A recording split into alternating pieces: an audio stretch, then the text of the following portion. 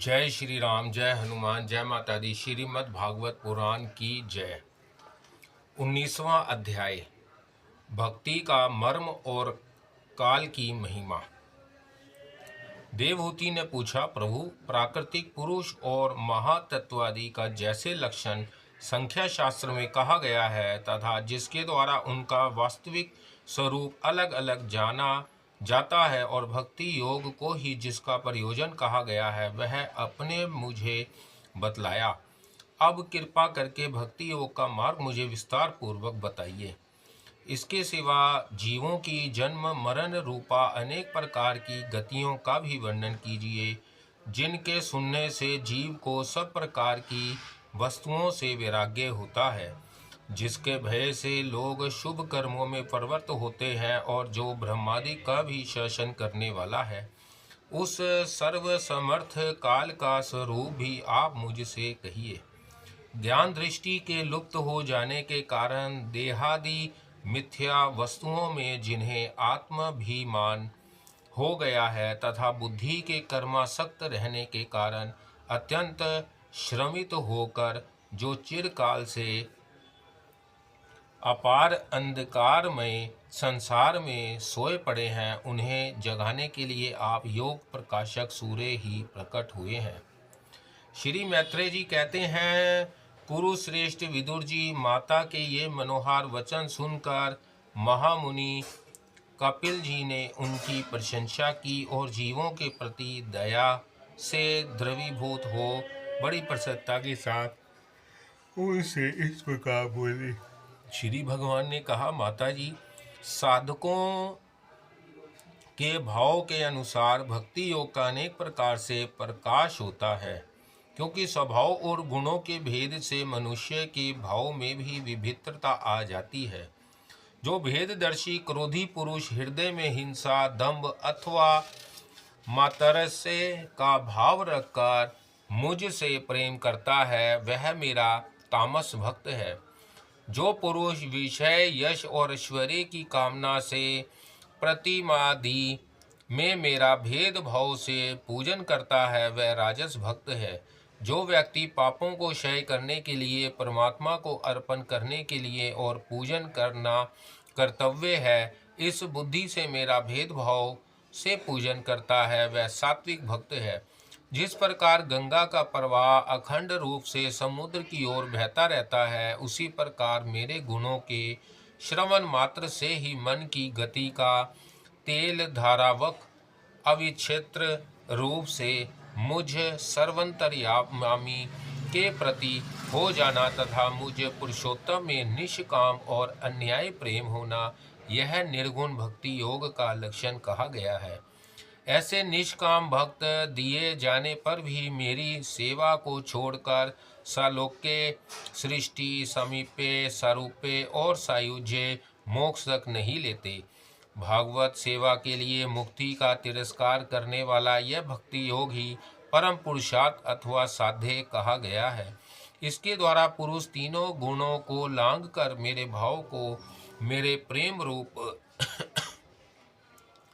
अप्रकाट्य स्वरूप को प्राप्त हो जाता है। निष्काम भाव से श्रद्धा पूर्वक अपने नित्य नैमित्तिक कर्तव्यों का पालन कर नित्य प्रति सिंहा रहित तो उत्तम क्रिया योग का अनुष्ठान करने, मेरी प्रतिमा का दर्शन, स्पर्श, पूजा, स्तुति और वंदना करने, प्राणियों में मेरी भावना करने, धैर्य और वैराग्य के अवलंबन, महापुरुषों का मान, दीनों पर दया और सम्मान, स्थिति वालों के प्रति मित्रता का व्यवहार करने, यम नियमों का पालन, अध्यात्म शास्त्रों का श्रवण और मेरे नामों का उच्चारण स्वर से कीर्तन करने से तथा मन की सरलता, सत्पुरुषों के संग और अहंकार के त्याग से मेरे धर्मों का अनुष्ठान करने वाले भक्त पुरुष का चित्त अत्यंत शुद्ध होकर मेरे गुणों के श्रवण मात्र से अनायास ही मुझ में लग जाता है। जिस प्रकार वायु के द्वारा उड़कर जाने वाला गंध अपने आश्रय पुष्प से घ्राणेन्द्रिया तक पहुँच जाता है, उसी प्रकार भक्ति योग में तत्पर और राग दोषादि विकारों से शून्य चित्त परमात्मा को प्राप्त कर लेता है। मैं आत्म रूप से सदा सभी जीवों में स्थित हूँ, इसलिए जो लोग मुझ सर्वभूत स्थिति परमात्मा का अनादर करके केवल प्रतिमा में ही मेरा पूजन करते हैं, उनकी वह पूजा सवांग मात्र है।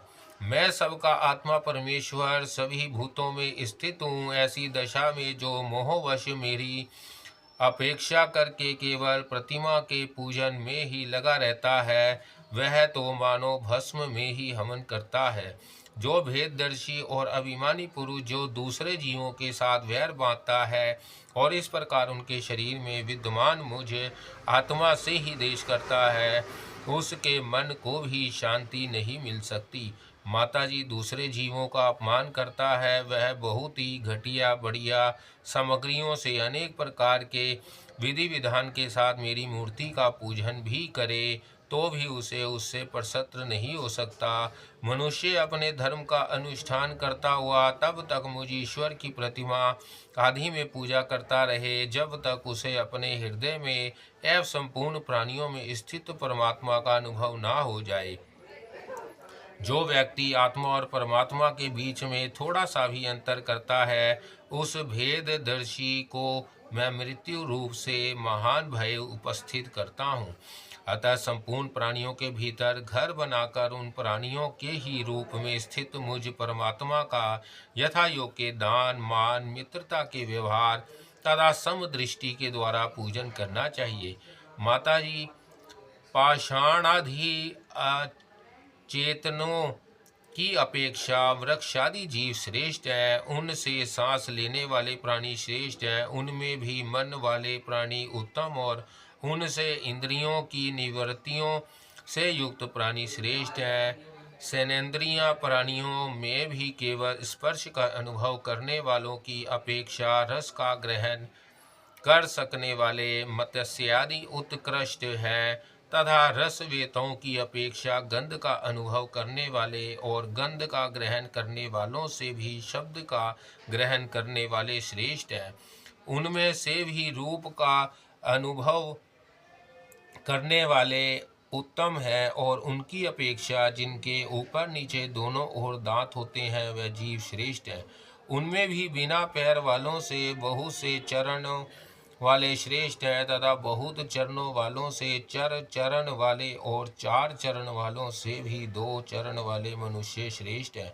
मनुष्यों में भी 4 वर्ण श्रेष्ठ है, उनमें भी ब्राह्मण श्रेष्ठ है। ब्राह्मणों में वेद को जानने वाला उत्तम है और वेदज्ञों में भी वेद का तात्पर्य जानने वाला श्रेष्ठ है। तत्पर्याय जानने वालों में संशय निवारण करने वाले, उसमें भी अपने वर्णाश्रमोचित धर्म का पालन करने वाले तथा उनसे भी आसक्ति का त्याग और अपने धर्म का निष्काम भाव से आचरण करने वाले श्रेष्ठ हैं। उनकी अपेक्षा भी जो लोग अपने संपूर्ण कर्म उनके फल तथा अपने शरीर को भी मुझे ही अर्पण करके भेदभाव छोड़कर मेरी उपासना करते हैं वह श्रेष्ठ है। इस प्रकार मुझे ही चित्त और कर्म संपन्न करने वाले अकर्ता और समदर्शी पुरुष से बढ़कर मुझे कोई अन्य प्राणी नहीं दिखता। अतः यह मानकर कि जीव रूप अपने अंश से साक्षात भगवान ही सब में अनुगत है, इन समस्त प्राणियों को बड़े आदर के साथ मन से प्रणाम करें। माताजी इस प्रकार मैंने तुम्हारे लिए भक्ति योग और अष्टांग योग का वर्णन किया। इनमें से एक का भी साधन करने से जीव परम पुरुष भगवान को प्राप्त कर सकता है। भगवान परमात्मा पर ब्रह्मा का अद्भुत प्रभाव संपत्र तथा जागतिक पदार्थों के नान विधा वे चिंत्य त्रय का हेतुभूत सब रूप विशेषी काल नाम से विख्यात है। प्राकृतिक और पुरुष इसी के रूप है तथा इनसे यह पृथक भी है। नाना प्रकार के कर्मों का मूल अदृष्ट भी यही है तथा इसी से महातत्वादि के अभिमानी भेददर्शी प्राणियों को सदा भय लगा रहता है। जो सबका आश्रय होने के कारण समस्त प्राणियों में अनुप्रविष्ट होकर भूतों द्वारा ही उनका संहार करता है, वह जगत का शासन करने वाले ब्रह्मादि का भी प्रभु भगवान काल ही यज्ञों का फल देने वाला विष्णु है। इसका ना तो कोई मित्र है, ना शत्रु है, ना कोई सगा संबंधी ही है। यह सर्वदा सजग रहता है और अपने सब रूप भूत श्री भगवान को भूलकर भोग रूप प्रपाद में पड़े हुए प्राणियों पर आक्रमण करके उनका संहार करता है। इसी के भय से वायु चलता है, इसी के भय से सूर्य तपता है, इसी के भय से इंद्र वर्षा करते हैं और इसी के भय से तारे चमकते हैं। इसी के भयभीत होकर औषधियों के सहित लताएं और सारी वनस्पतियां समय समय पर फल फूल धारण करती हैं। इसी के डर से नदियां बहती है और समुद्र अपनी मर्यादा से बाहर नहीं जाता। इसी के भय से अग्नि प्रज्वलित होती है और पर्वतों के सहित पृथ्वी जल में नहीं डूबती। इसी के शासन से यह आकाश जीवित प्राणियों को श्वास प्रश्वास के लिए अवकाश देता है और महातत्व अहंकार रूप शरीर का 7 आवरणों से युक्त ब्राह्मण के रूप में विस्तार करता है। इस काल के ही भय से सत्वादी गुणों के नियामक विष्णु आदि देवता, जिनके अधीन यह सारा जगत है, सारा चराचर जगत है, अपने जगत रचना आदि कार्यों में युग क्रम से तत्पर रहते हैं। यह अविनाशी काल स्वयं अनादि किंतु दूसरों का आदि करता है तथा स्वयं अनंत होकर भी दूसरों का अंत करने वाला है। यह पिता से पुत्र की उत्पत्ति कराता हुआ सारे जगत की रचना करता है और अपनी संहार शक्ति मृत्यु के द्वारा यमराज को भी मरवा कर इसका अंत कर देता है।